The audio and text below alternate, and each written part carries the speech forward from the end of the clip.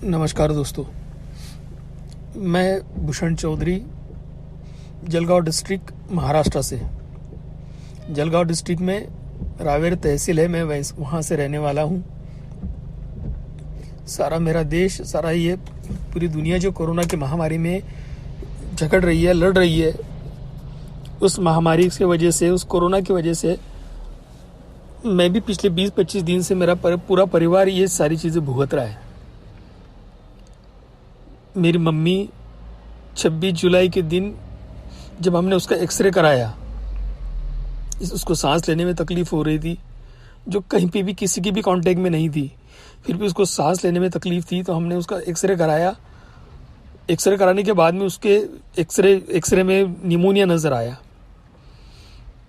ये सारा करते करते 26 तारीख की शाम आ गई, और 26 तारीख की शाम को मम्मी का जब हमने ऑक्सीजन लेवल चेक किया तो वो अराउंड 80 के आसपास था। तो हम तभी डर गए और हमने उसको उठा के महाराष्ट्र के जो रावेर तहसील वहाँ पे कोविड सेंटर है, उसको मैं रात को 9:30 बजे वहाँ पे लेके गया। और मम्मी बहुत ज़ोर से सांस ले रही थी, हाँफ रही थी। तो उन्होंने बोल दिया कि यहाँ पे ऑक्सीजन की फैसिलिटी नहीं है, आप ग्रामीण रुग्णालय जो है, ग्रामीण हॉस्पिटल है, वहाँ पे लेके जाइए, वहाँ पे ऑक्सीजन की व्यवस्था है।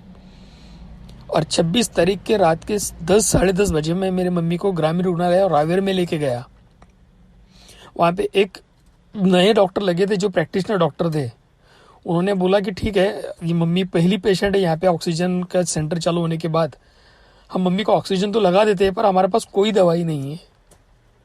मैंने डॉक्टर के पैर पड़े थे कि डॉक्टर साहब, मम्मी को निमोनिया हुआ है, मेरे पास एक्सरे है, आप कुछ तो एंटीबायोटिक लगाइए। इतना बड़ा ग्रामीण रुग्णालय आपका है जो तहसील लेवल पे है, आपके पास कोई तो होगा, कुछ तो होगा आपके पास में एंटीबायोटिक, तो लगाइए। तो वो उन्होंने मना कर दिया कि यहाँ के जो हमारे डॉक्टर है, रावेर के डॉक्टर महाजन जो ग्रामीण रुग्णालय में है, उन्होंने मना कर दिया है कि जब तक कोविड का रिजल्ट पॉजिटिव नहीं आएगा, ये कोविड के लिए बनाया हॉस्पिटल है, जब तक कोविड का टेस्ट नहीं आएगी तब तक हम कोई ट्रीटमेंट आपके ऊपर नहीं कर सकते हैं। अब कोविड के टेस्ट सुबह होने वाली थी, मेरी मम्मी पूरी रात भर ऑक्सीजन के ऊपर रही, जिसको एक भी टैबलेट, एक भी एंटीबायोटिक पूरी रात भर इन लोगों ने नहीं दिया।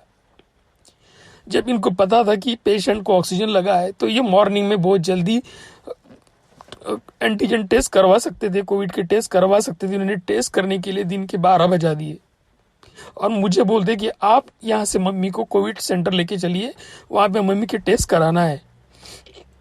जब मैं वहाँ पे रोया तब उन्होंने उनकी एम्बुलेंस दी और मम्मी की टेस्ट 12:30 बजे हुई, एंटीजन टेस्ट जो निगेटिव आई। फिर मम्मी के टेस्ट निगेटिव आने के बाद में मैं प्राइवेट हॉस्पिटल में मम्मी को लेके गया, तो डॉक्टर ने मना कर दिया कि नहीं, आपके मम्मी को निमोनिया है, हम नहीं ले सकते हैं। मैं वैसे तुरंत मम्मी को लेके ग्रामीण रुग्णालय में आया, जहाँ पे रात को मम्मी थी, वहीं पे फिर से ऑक्सीजन लगाया, क्योंकि अगर उसको ऑक्सीजन नहीं लगा था तो वो मर जाती, दम तोड़ दी थी। फिर मैं डॉक्टर के पास गया कि डॉक्टर साहब देखो, मम्मी की ऑक्सीजन लेवल कम हो रही है, उसकी कोविड की टेस्ट भी निगेटिव आ चुकी है, कम से कम अब तो उसको कुछ लगा दीजिए। तो उन्होंने कहा नहीं, एंटीजन पे हमारा विश्वास नहीं है, गवर्नमेंट की वजह से हम एंटीजन टेस्ट करा रहे हैं। जब आपका एंटीजन टेस्ट पे विश्वास नहीं है तो क्यों एंटीजन टेस्ट करा रहे थे, क्यों पेशेंट के साथ में खेल रहे थे। ऐसा करते करते मेरे मम्मी के दोपहर के 3:27 तारीख को, और इन लोगों ने उसको एक टैबलेट, एक इंजेक्शन तक नहीं दिया, जो सारी पूरी रात पूरा दिन सिर्फ ऑक्सीजन पे रही और वो निमोनिया बढ़ता गया। और मुझे बोलते कि आप एक काम करिए, रेमडेसिविर जो इंजेक्शन है वो अवेलेबल करा दीजिए। फिर मैंने कहा सर, मैं रावेर में रहता हूँ, मैं कहाँ से अवेलेबल करा दूंगा आपको। फिर भी मैंने कोशिश करनी चाहिए। तो जो मेन डॉक्टर है महाजन, उन्होंने अपना मोबाइल स्विच ऑफ कर लिया। उन्होंने ये तक नहीं बताया कि रेमडेसिविर का कितने mg का मैं इंजेक्शन लाऊं, ये कितने mg का इंजेक्शन लाना है, ये पूछने के लिए मैंने वो डॉक्टर को 26 कॉल किए, उस आदमी मैंने मोबाइल स्विच ऑफ कर दिया। फिर मैं मम्मी को जिले पे ट्रांसफर करवाने के लिए मैंने लाइन लगाई, और मम्मी को ये गवर्नमेंट का अनुभव आने के बाद मैंने मम्मी को प्राइवेट हॉस्पिटल में जलगांव में एडमिट करवाया। करते करते रात के 8 बज गए, और तब से लेके आज तक, आज 13 अगस्त है, मेरी मम्मी 27 जुलाई से लेके 13 अगस्त तक हर रोज मर रही है, सिर्फ एक डॉक्टर की गलती की वजह से। अगर उस डॉक्टर ने उस रात, उस दिन में अगर मेरे मम्मी को 2-3 भी सलाइन लगा दी होती एंटीबायोटिक की, तो मेरे मम्मी का निमोनिया कवर हो जाता। और आज वो जिंदगी की जंग लड़ रही है। 18 दिन से हम रोज रो रहे हैं। मैंने ये सारी बात जलगांव के कलेक्टर को भी बोली, जलगांव के सिविल सर्जन को भी बोली, मैंने उद्धव ठाकरे सीएम इनको भी मेल किए, पर किसी से मुझे कोई राहत नहीं मिली। मेरी मम्मी आज भी वहाँ पे जलगांव के प्राइवेट हॉस्पिटल में उसकी जिंदगी की जंग लड़ रही है। जिन डॉक्टर को हमने भगवान माना उनके पैर पड़े कोविड योद्धा समझ के किया। मैंने भी ड्यूटी की कोविड की, पर आज मेरी माँ के साथ में ये सब कुछ हो रहा है। 40 साल की उम्र में मैं आज रो के इसलिए बना रहा हूँ कि जिन डॉक्टरों को हमने भगवान बनाया उन डॉक्टर ने मेरी मम्मी की जिंदगी को नर्क बना दिया है। हम पूरा परिवार रोज रोते हैं। मेरे पिताजी मिलिट्री में थे, 18 साल उन्होंने देश की सेवा करी। आज उनके वाइफ के साथ में इतना गंदा सलूक इन लोगों ने किया। उस इंसान ने मेरी मम्मी को एम्बुलेंस तक नहीं दी।